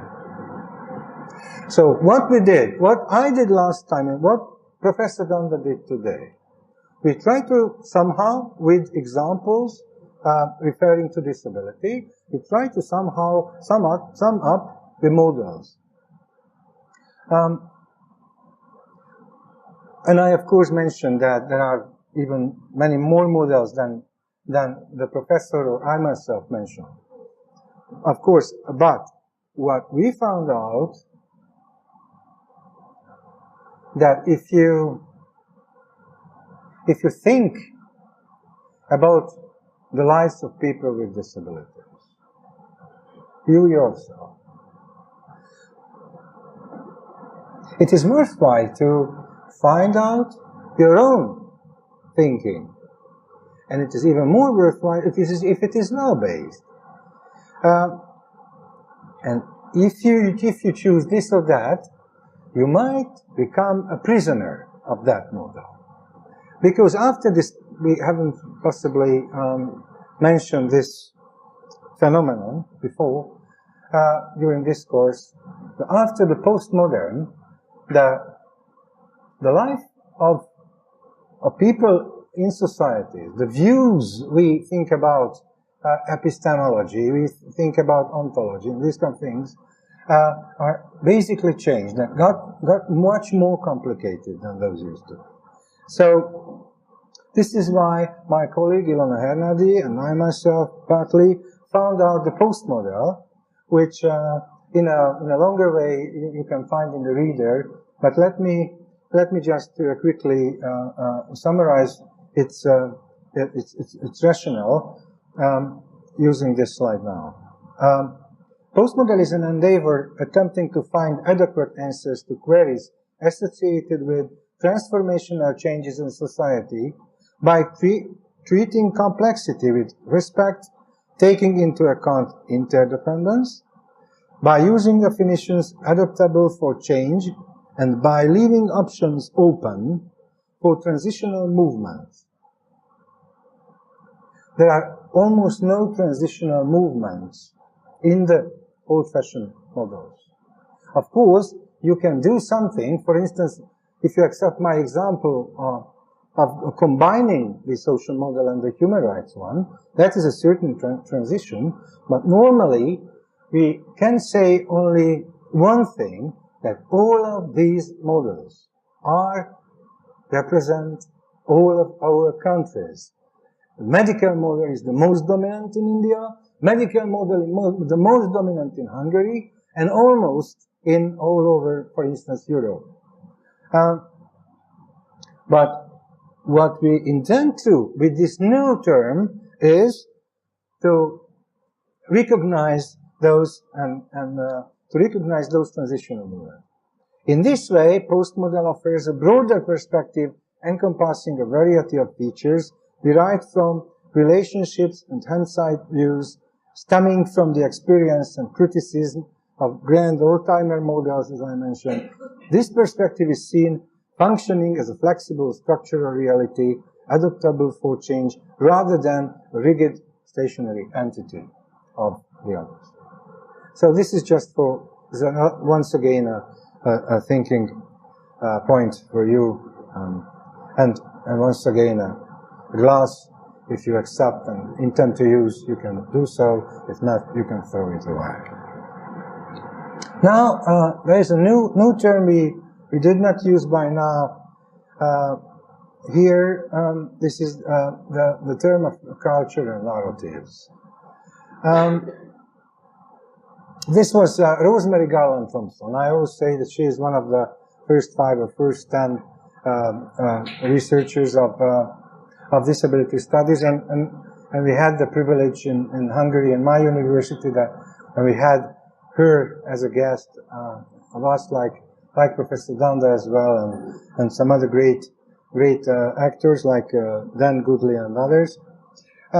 And she, in an article in 2005, tried to somehow define a new time, an existing, but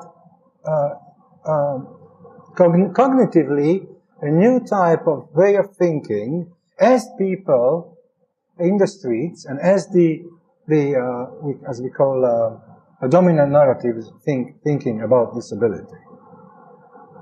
So this is how she defined 5 different narratives.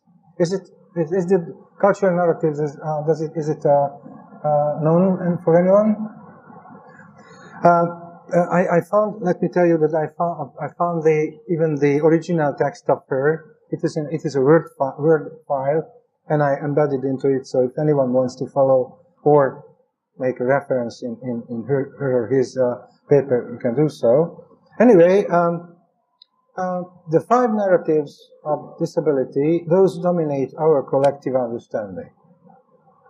As she says, and I hope you will also recognize that these cultural narratives are prejudicial, oppressive, and disempowering. Let us Let me just refer to narratives in general first. So, if you, for instance, watch really closely how you yourself tell a really important story of your life, I'm convinced that you have, to anyone else, you might realize that the storytelling, I mean the content of those stories, are changing. As you change, the narratives change, also changing. Not always, but many times. These narratives are very important for us because these are built in ourselves, and we are part of these narratives, and these narratives are part of us. In a certain way, we would say that we create those narratives, and on the opposite way as well, those create ourselves as well. This is in my view, the importance of the narratives in general in a life of a person.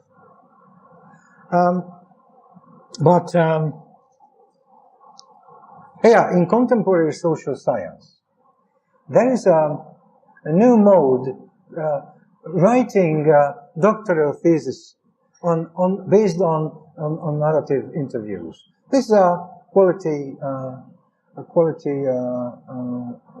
research, a type of quality research, and you might possibly remember when I mentioned the own voice, and Professor Dhanda she also referred to this in her speech before, the own voice of people with disabilities. No, those are the narratives. Those are, of course, not just narratives, but sometimes expressions, sentiments, and description of their own experiences and so on. But there are the roles of narratives in critical disability studies. What is the difference between critical and not critical? I will refer to this a bit later, but not today. The epistemological role of these is that this is a manner, is a tool, is a way which can lead us to further and broader knowledge that we could never reach without those narratives of people with disability. This is the whole context. But what Rosemary Gala-Thompson recognized is a bit different. It is as the dominant discourse refers to disability. First, there are 5. You will see what are those, and you might read over there what those are. The first is the biomedical narrative, because how we think about impairment as physiological failures that demand normalization through technology. There is the sentimental narrative based on a bit of narcissistic pity or lessons in suffering for those who imagine themselves as non-disabled. And the narrative of overcoming that defines disability as a personal defect that must be compensated via heroic activities. Yesterday I had a chance to talk to one of you, a young student, a BA student, and she mentioned that she has in her family a young lady with physical disabilities. And as she talked to me how family members and other people refer to her disability, it rang a bell in my head. It seemed like this overcoming narrative. And there is the narrative of catastrophe that presents disability as a dramatic and exceptional extremity, and the narrative of abjection that defines disability as that which one must avoid at all costs, and society must avoid at all costs. I think it is a good I would not call it a meditation object, but I would call it a thinking point or a watching point. Not just in your own way of thinking, but when you hear television or watch television or hear the broadcasting stations, just to find out, or if you hear people talking, or if you hear other resources of Indian society talking, to catch these contents and to be very critical and oversee what that wording wants to tell us. I decided to use movies in order to illustrate those narratives because this is a double-folded issue. If a filmmaker makes a movie as a prisoner of a certain narrative, it means that this narrative is alive. But it multiplies its effects if the movie is watched by hundreds and millions of people. So the first one is the medical, and according to this, disability is a mistake that one suffers from. And you must be corrected, normalized, as Professor Dhanda mentioned it, in the frame of the medical model. This way of thinking is something different, but something similar to that. I brought three examples. One is this Hunchback of the Notre Dame from 39, and also I got this Haiti.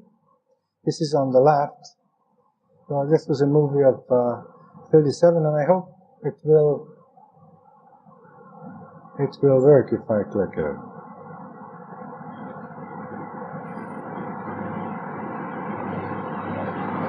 Just all of those are 2 minutes. Oh, not longer.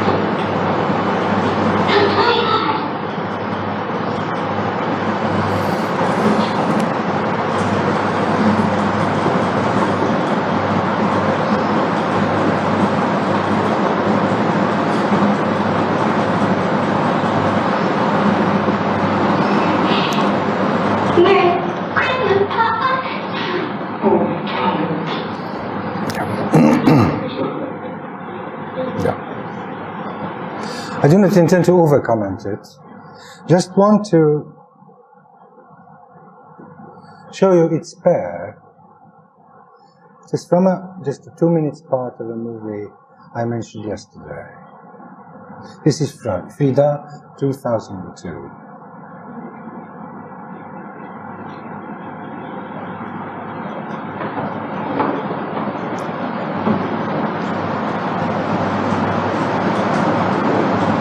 Carlo is in a wheelchair. Let us watch it. I hope it will work.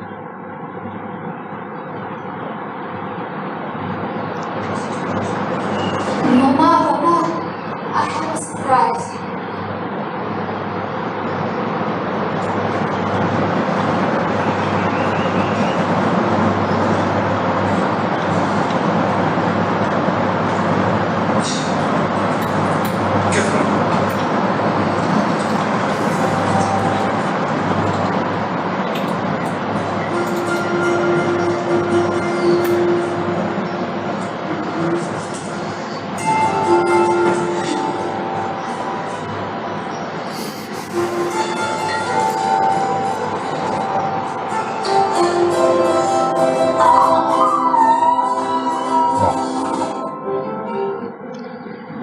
I think you understand now.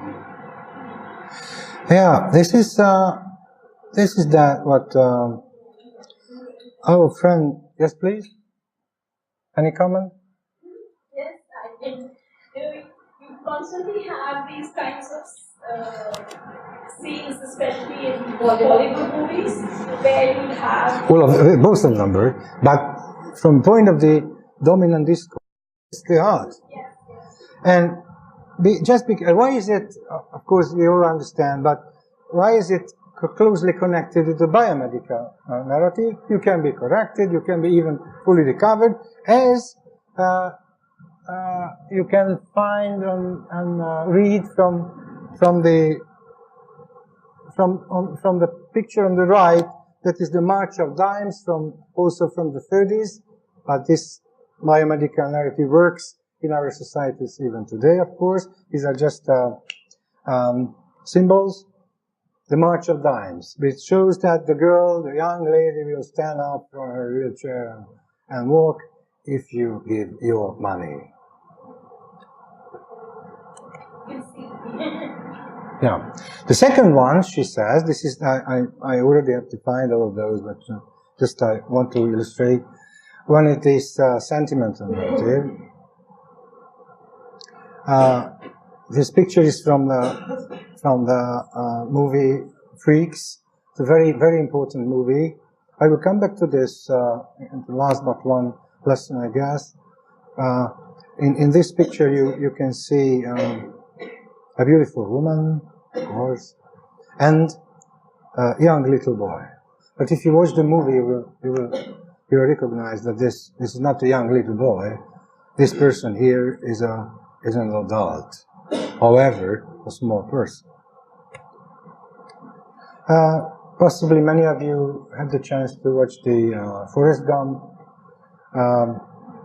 This is you are a winning hero. You overcome all the barriers. You shake hands with 3 different American presidents, of course, and you win the ping pong game of the world. This is what a person with a disability normally can do. Here is the catastrophe of narrative.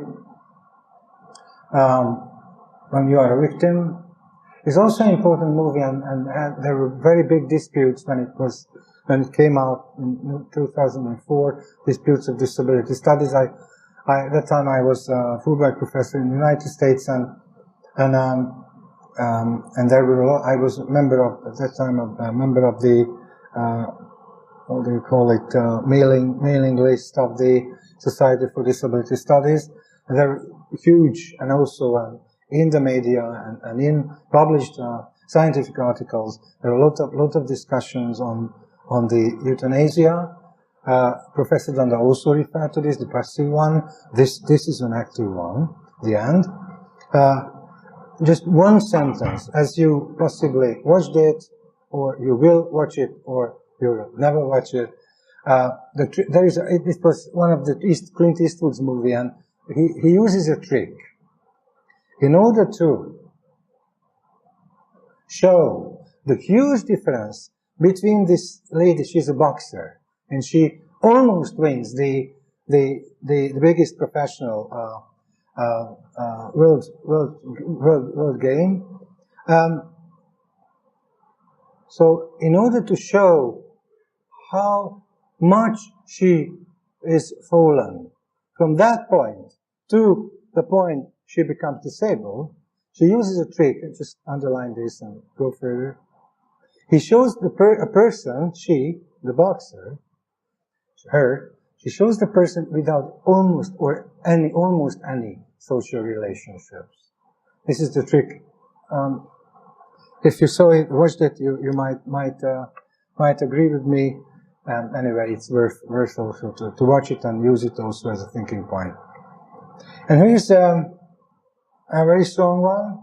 This is about objection, based on abomination and hate. Dance Me to My Song is not that much popular. It's very hard. In which this standing woman, social worker, who is paid by the lady who is in wheelchair. She's really in high support needs, and she not just hates and almost intends to kill that disabled person, even takes away her boyfriend.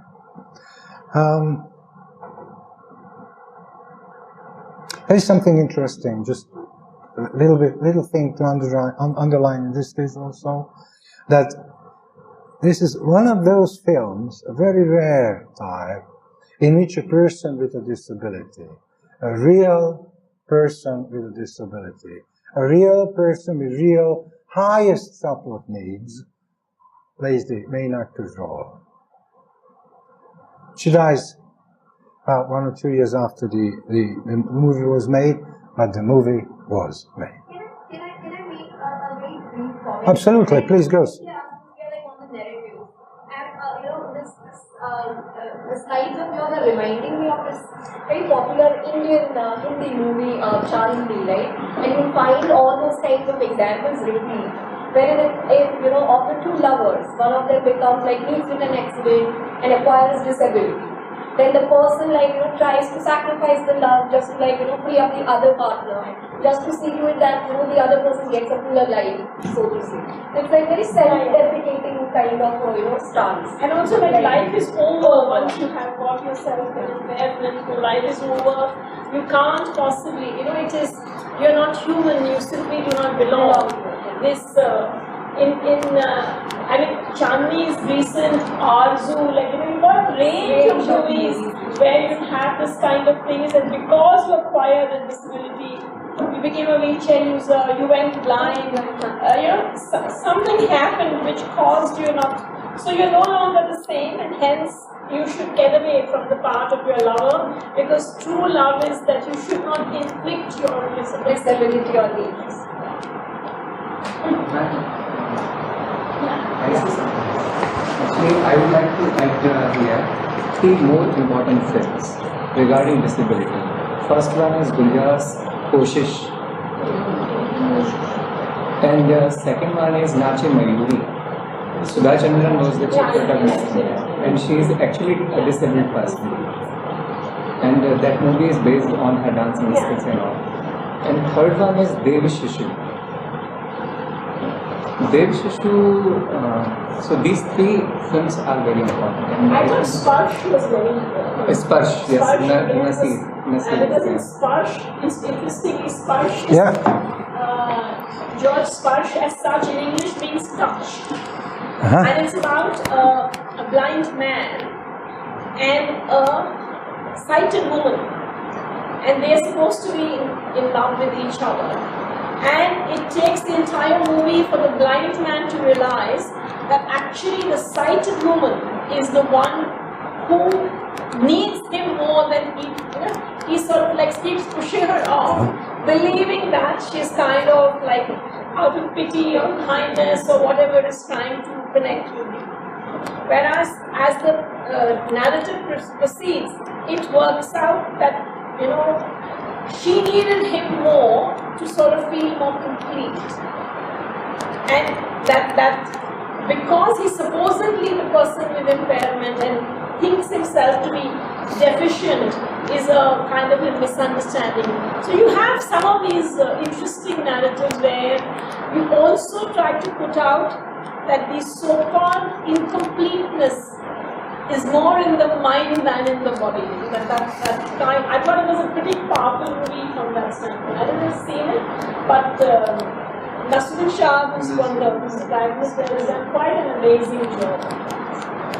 Even Black, for that matter, see, Black has its drama, but Black, as far as Rani Mukherjee's role is concerned, I think she did quite a tremendous job in presenting a person.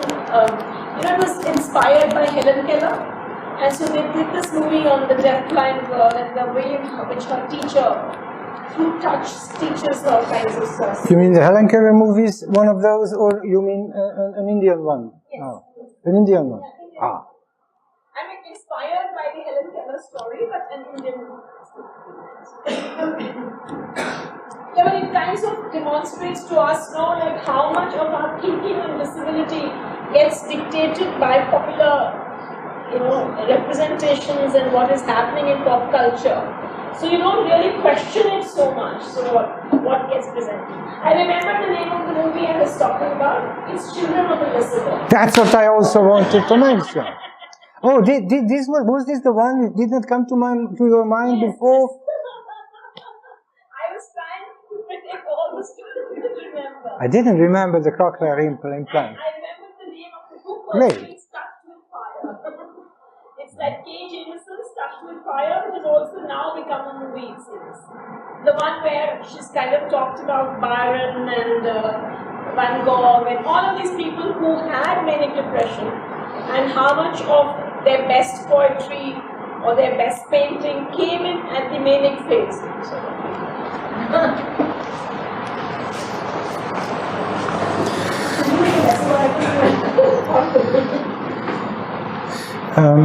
May I ask the students who mentioned those 3 movies, please write the titles to me, or to this Google groups, or just to my, possibly others now. But if you could please write it to me, I will try to read after.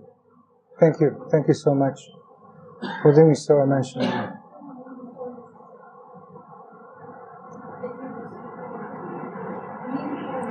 If Professor Dhanda mentioned, this is the last word of this, if Professor Dhanda mentioned the movie Children of the Lesser God, just please think about the title as well. Okay.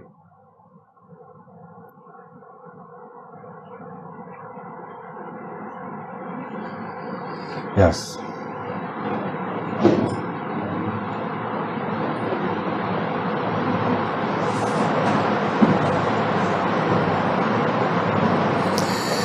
So I try to,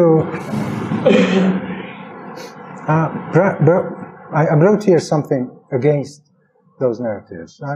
This is one of the examples that we can call a counter-narrative, in which a Down syndrome person discussing and working and thinking together with other people. This might be one of those, together. And the other one is also a counter-narrative if they are staring back and no eyes downcast, as it used to be earlier. And let me now just quote another thinker, another woman of the 20th century, Simone Weil. She's a really great spiritual mind, because I found something common in one of her thoughts and in Iris Maria Young's 5 Phases, those we tried to apply to disability last time and now by Professor Dhanda. Someone who does not see a pane of glass does not know that he does not see it. Someone who, being placed differently, does see it, does not know the other does not see it. When our will finds expression outside ourselves in actions performed by others, we do not waste our time and our power of attention in examining whether they have consented to this. This is true for all of us. Our attention given entirely to the success of the understanding is not claimed by them as long as they are docile. This word docile will come back soon. Rape is a terrible caricature of love from which consent is absent. After rape, oppression is the second horror of human existence. It is a terrible caricature of obedience.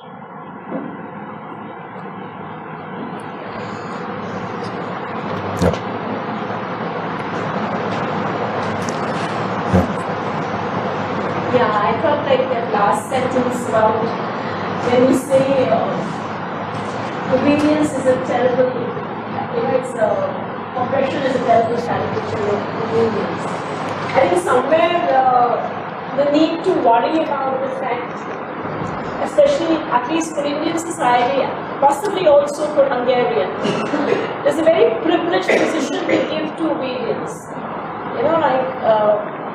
If your parents ask you to do something, if your teachers ask you to do something, the people in authority, you give way more privileged position to obedience than to dissent.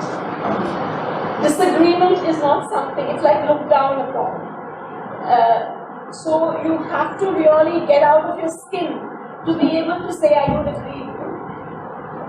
But to sort of just fall in line, and because we have whole stories. I mean, if you all recollect the Shravan Kumar story, it's you have these, even Ram when he agrees to go to the you have a lot of mythology in Indian stories where obedience is given this very privileged position.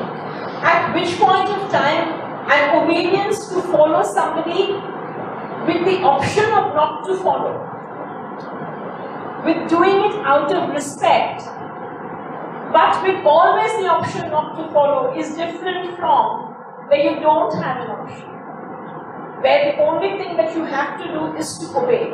And from where we make that transition from obedience to oppression, I think it's which may be something some of you might want to do, or we might want to put out as the 24-hour essay that they may want to think about. It's genuinely, I genuinely feel that for us as Indians, to learn how to disobey in our everyday lives, or if not to disobey, at least to dissent or to disagree, doesn't come naturally. So even as you're getting oppressed, not just in the parent-child, but in the husband-wife relationship that we have, the kind of the Pati Parmeshwar kind of, but it's like such an imbued part of the culture where the husband is put out in the place of God. The husband occupies that divine position, and consequently obedience is seen as a very major vow that you take in entering into the marital relationship. So, I'm actually very taken up with that last thing on.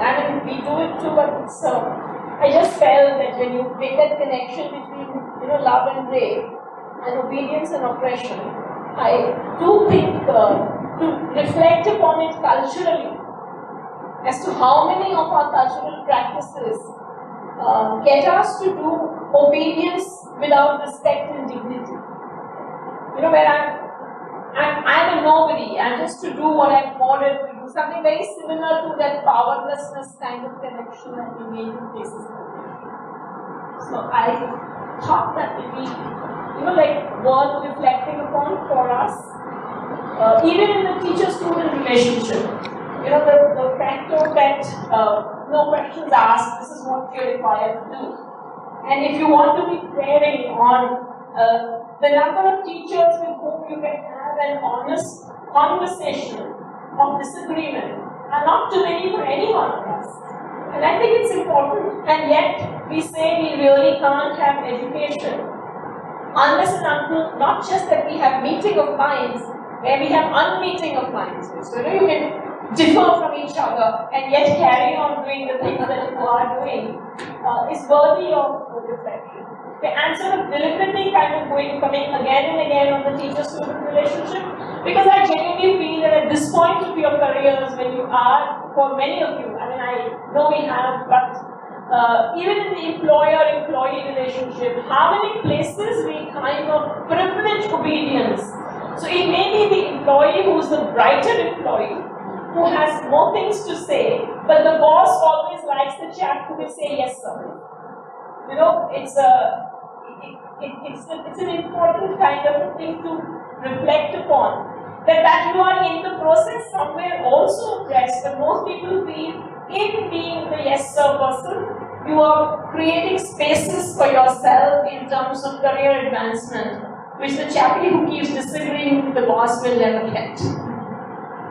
So, and I just kind of quite got fired up by looking at that sentence and felt maybe a closer reflection on it will be something worth doing very experientially, because see, that's one thing which possibly it's one relationship, some way or the other, each one of us experiences in one form or the other. And what does it mean? How much?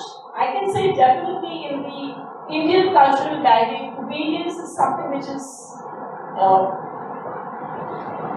given a very privileged position. Even in the state-citizen relationship, it's like this is what the government requires you to do, hence like good babies you should do it. So we've had these conversations around a lot of our more recent public policies and how much dissent should happen, should not happen.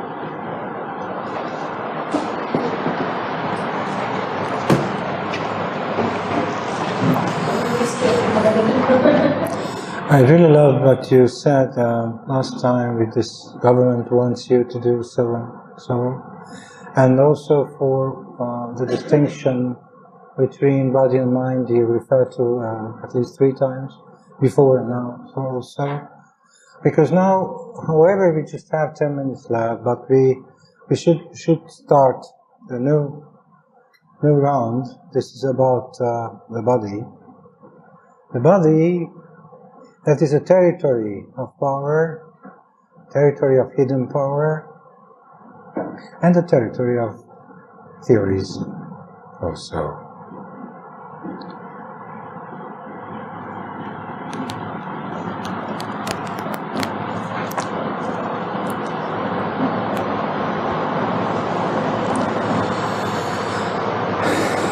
Yeah, the contents of this, it's not the 6th, but I mixed it up. We'll start again with a meditation object. It will be an easier, a more funny one. And the body craze, European thinking patterns, Leonardo's work, universal humanism, critique of Cartesian René Descartes, cogito ergo sum, thinker, French thinker, philosopher, critique of his thoughts on mind versus body and sex versus gender. And then, as a certain conclusion, however, Professor Dhanda also referred to this a bit earlier as well, I would like to go to conclusions with watching some advertisements, how those try to manipulate us, and how those exploit people. And once again, like I tried to do in the last but one slides of the narratives topic as well, I also will try to look for where the resistance is, and I'll try to criticize a bit more comprehensively the basic term of of critical disability studies, normalcy.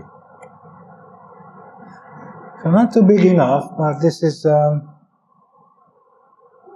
just watch for a while.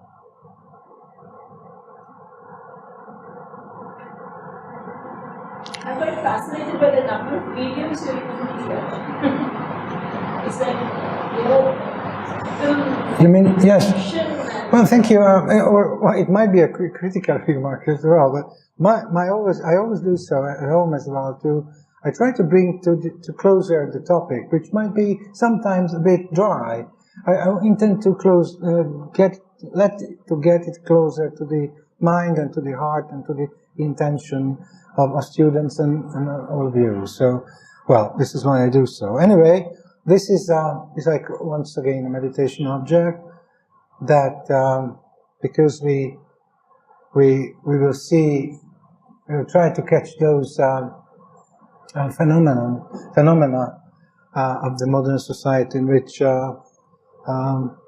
we might we might realize something that not comes to our mind at the first sight. This is how, if you watch for a longer while this Escher was a Dutch painter. If you watch it, it's called the Sky and Water. So it was a woodcut print. Then you can come to further conclusions, and then you can come to without this. Well, the bug. Is it over? Okay. Then I thought it will be until 7, but if there is until 7. You mean that I have 5 minutes, or you mean that I should finish? So yeah, okay. Now I see your point. Okay. So please forgive me for not sending out these 2 slides to you by the night, but the second half of the earlier one. And once again, thank you so much for thinking and working with us, but not just you, but Professor Dhanda as well.